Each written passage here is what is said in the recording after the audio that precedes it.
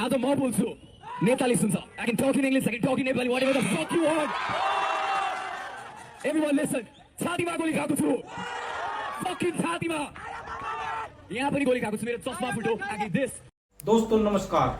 आज हम बात करेंगे एक ऐसे आंदोलन की जिसने नेपाल की सड़कों को सिर्फ नारेबाजी से नहीं बल्कि गुस्से, हिम्मत और सवालों से भर दिया।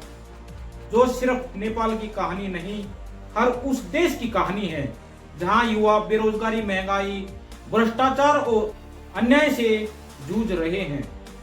जब आवाज दबाई जाती है, जब सपनों पर ताले लगते हैं, जब नेता अपने बच्चों के लिए विदेश में स्कूल और कॉलेज ढूंढते हैं और आम जनता के लिए सिर्फ वादे छोड़ देते हैं, तब युवा सिर्फ उठ खड़ा नहीं होता, वह तूफान बनकर निकलता है जो सत्ता की नींव तक हिला देता है। नेपाल के जेन जी यानी 13 से 28 साल के बच्चे और युवा, जिनमें लड़के लड़कियां शामिल थे, के आंदोलन ने दुनिया को संदेश दिया, युवा अब चुप नहीं बैठेंगे। लेकिन भारत की गोदी मीडिया इस आंदोलन के बारे में दिखा रही है कि नेपाल में ये आंदोलन किसी हिंदू राष्ट्र के लिए है, जबकि असल कहानी कुछ और है। भारत की गोदी मीडिया असली मुद्दों को छुपाकर धर्म और राजनीति का नाटक दिखा रही है ताकि देश की जनता सरकार से सवाल पूछना भूल जाए। दोस्तों, जब नेपाल सरकार ने Facebook, YouTube, x, Twitter, Instagram, LinkedIn सहित 26 प्रमुख सोशल मीडिया प्लेटफॉर्म्स को बंद कर दिया, जिसमें सरकार का कहना था कि ये प्लेटफॉर्म्स नए नियमों का पालन नहीं कर रहे थे, लेकिन युवाओं का मानना था कि यह कदम उनकी अभिव्यक्ति की आजादी पर हमला था। नेपाल में जब भ्रष्टाचार आम लोगों की जिंदगी पर भारी पड़ा, बढ़ती बेरोजगारी, महंगाई से त्रस्त जनता, शिक्षा और स्वास्थ्य का अभाव, नेताओं व उनके बच्चों की ऐशो आराम की जिंदगी जो सोशल मीडिया पर दिखती है, ने नेपाल के युवाओं को सवाल पूछने पर मजबूर कर दिया। इसका परिणाम यह हुआ कि सरकार के खिलाफ उन्होंने नारेबाजी करनी शुरू कर दी और हजारों जेन जी ने 8 सितंबर 2025 को हजारों की संख्या में सड़कों पर आकर विरोध प्रदर्शन करना शुरू कर दिया, जो सिर्फ विरोध नहीं, एक बगावत थी। काठमांडू में हजारों जैन जी संसद भवन के पास इकट्ठा हो गए।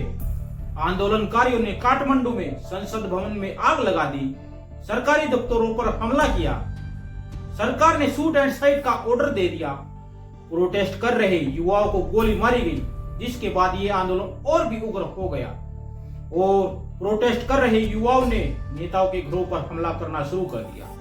पूर्व प्रधानमंत्री झालानाथ खनाल की पत्नी को जिंदा जला दिया। पूर्व पीएम शेर बहादुर और उनकी पत्नी को भी पीटा गया, जो घायल हो गए। वित्त मंत्री विष्णु प्रसाद पौडेल को काठमांडू की सड़कों पर दौड़ा दौड़ा कर पीटा। कांतिपुर मीडिया ग्रुप KMG के 9 मंजिला दफ्तर को जला दिया गया, क्योंकि प्रोटेस्ट कर रहे युवाओं का कहना था कि कांतिपुर मीडिया ग्रुप एक गोदी मीडिया चैनल है जिसने सरकार के पक्ष में एक तरफा रिपोर्टिंग की, जिसके कारण युवाओं में गुस्सा था। इस प्रोटेस्ट में 22 से ज्यादा लोग मारे गए और सैकड़ों घायल हुए। 9 सितंबर को प्रधानमंत्री KP शर्मा ओली ने युवाओं के दबाव में मजबूर होकर इस्तीफा देना पड़ा और सोशल मीडिया पर लगी रोक हटा दी गई। दोस्तों, भारत में भी लाखों युवा नौकरी के लिए दर दर भटक रहे हैं। डिग्री है पर काम नहीं, बेरोजगारी लाखों युवाओं को सड़क पर ला चुकी है। रोजमर्रा की चीजें महंगी, शिक्षा इतनी महंगी हो गई है कि गरीब परिवार अपने बच्चों को पैसे की कमी के कारण आगे पढ़ा भी नहीं पाता। स्वास्थ्य सेवाएं अमीर की पहुंच में है, आम आदमी की नहीं। नेता अपने बच्चों को तो विदेशों में पढ़ाते हैं और देश के युवाओं को धर्म रक्षक बताकर सड़कों पर उतार देते हैं। क्यों नहीं ये नेता अपने बच्चों को विदेश में पढ़ने की बजाय धर्म बचाने के लिए देश के युवाओं के साथ सड़कों पर नहीं उतारते? नेताओं की पार्टियों में करोड़ों रुपए खर्च होते हैं, जबकि आम आदमी की जिंदगी महंगाई में जकड़ी रहती है। जब योजनाओं का पैसा बीच में ही गायब हो जाता है, तो गरीब की थाली खाली रह जाती है। सरकारी योजनाएं कागज पर हैं, लेकिन जमीनी हकीकत में आधी अधूरी। क्यों किसान आत्महत्या कर रहे हैं? क्यों बेरोजगार युवा नशे में धकेले जा रहे हैं?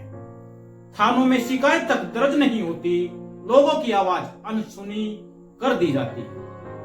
आवाज उठाने वालों को डराया जाता है, जो सच बोलता है वही सबसे पहले निशाने पर आता है। उसे देशद्रोही पाकिस्तानी किसी पार्टी का आदमी कहकर चुप करा दिया जाता है। अगर कोई परीक्षा में धांधली की बात करे तो उसे ही गलत ठहरा दिया जाता है।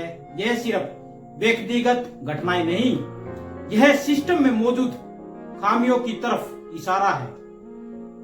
आपने देखा होगा, एसएससी और स्टेट लेवल परीक्षाओं में सालों तक रिजल्ट नहीं आता, सेंटर बदल दिए जाते हैं, पेपर लीक होते हैं, अभ्यर्थी सड़क पर उतरते हैं। कई युवाओं ने आत्महत्या तक कर ली। बेरोजगारों का भविष्य अधर में लटक गया। फिर भी सवाल वही है, क्या देश का सिस्टम युवाओं की सुनता है? क्या जवाबदेही तय होती है, या सब कुछ कागजों में बंद रह जाता है?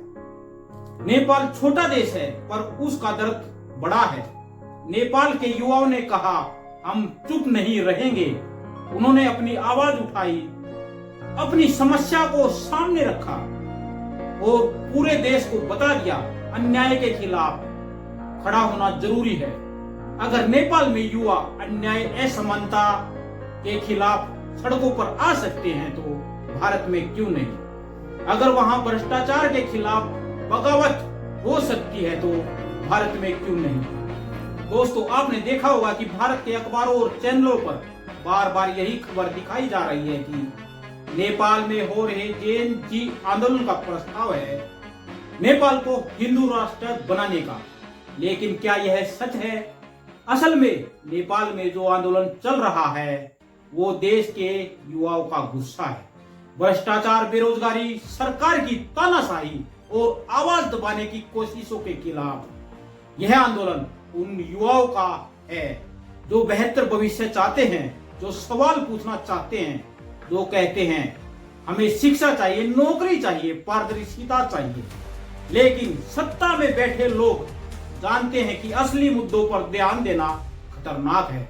असल मुद्दा यह है, भ्रष्टाचार चरम पर है, युवाओं की आवाज दबाई जा रही है, बेरोजगारी और असमानता बढ़ रही है। आपने देखा कि यह नेपाल का जेएनजी आंदोलन किसी धर्म का नहीं, यह हर उस देश के युवा की आवाज है जो बेरोजगारी, महंगाई, भ्रष्टाचार और अन्याय से लड़ रहा है, जो बेहतर भविष्य, पारदर्शिता, शिक्षा, रोजगार की मांग कर रहा है। लेकिन भारत की गोदी मीडिया असली मुद्दों को छुपाकर जनता को धर्म और राजनीति के खेल में उलझा रही है। तो अब फैसला आपका है। क्या आप सच को पहचानेंगे? क्या आप आवाज उठाएंगे? याद रखिए, बदलाव उन युवाओं से आता है जो सवाल पूछते हैं, डरते नहीं और अपने हक के लिए लड़ते हैं। दोस्तों, अगर आप मानते हैं कि युवाओं का हक छीना नहीं जाना चाहिए, अगर आप भी चाहते हैं कि शिक्षा, रोजगार, पारदर्शिता और न्याय सबके लिए हो, तो यह वीडियो सिर्फ देखिए मत, इसे लाइक करें ताकि और लोग जागरूक हो सके। इसे शेयर करें ताकि आपके दोस्तों, परिवार और हर उस व्यक्ति तक यह सच पहुंचे जो चुप बैठा है। और हमारे चैनल को फॉलो और सब्सक्राइब करें ताकि हर नई खबर, हर आंदोलन, हर सच आपसे जुड़ा रहे। जय हिंद।